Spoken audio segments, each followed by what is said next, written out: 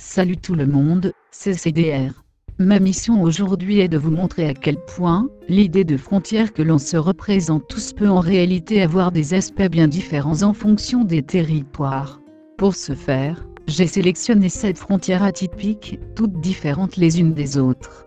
Je vous invite d'ailleurs à télécharger Google Earth, qui est un logiciel incroyable, et qui permet de voyager facilement.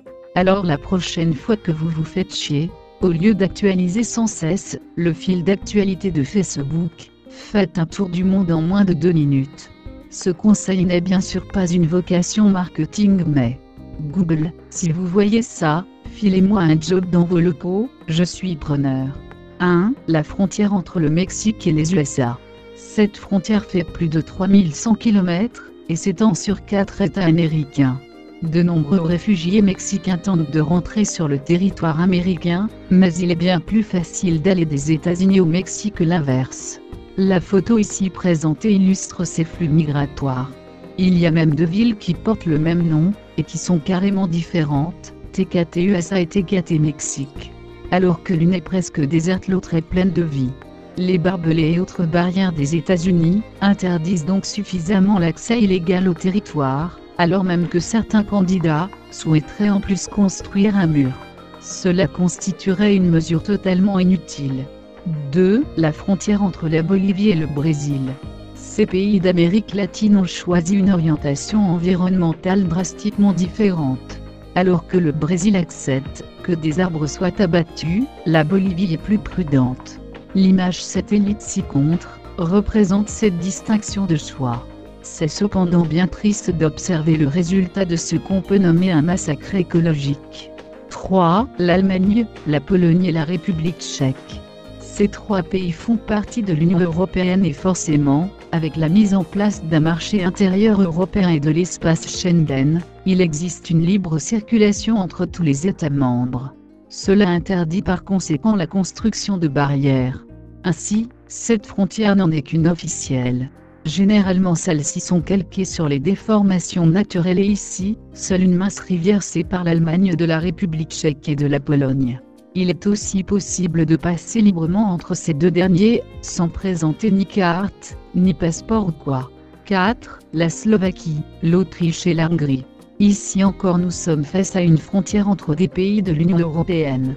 Ces 3 pays se regroupent en un même point où il est possible d'être théoriquement, dans les 3 pays à la fois, ou dans aucun, c'est ce qu'on appelle un tripoint.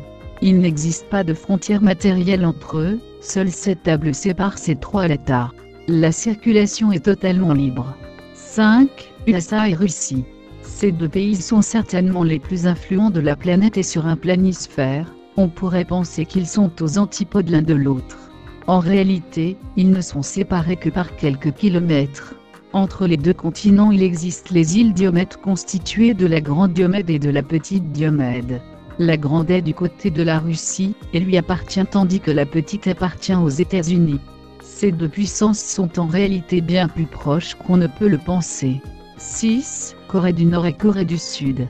Une des frontières les plus connues, qui divise un pays entre une partie nord et une partie sud. Elle a été installée à la suite d'un différend idéologique pendant la guerre froide, une partie étant soutenue par les États-Unis, et l'autre par l'URSS. Aujourd'hui encore, elle est source de tensions et il est extrêmement compliqué d'entrer sur le territoire nord-coréen si on veut en ressortir. 7. Italie et Vatican. Il faut bien les distinguer l'un de l'autre, puisque le Vatican est le plus petit pays du monde, ne faisant que 440 m². Ce territoire a été obtenu en 1929, suite aux accords de Latran entre le représentant italien de l'époque, Mussolini, et le Saint-Siège. Dans ce cas de figure encore, l'entrée est totalement libre via la place du Pape Pie XII.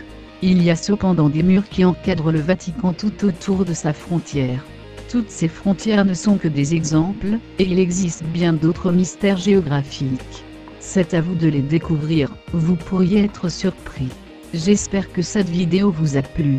Si c'est le cas, laissez un pouce bleu. Je vous ai mis les coordonnées que vous pourrez entrer sur Google Earth dans la description, si vous voulez voir ces frontières de vous-même. Mettez également vos découvertes dans les commentaires de cette vidéo. Bonne journée.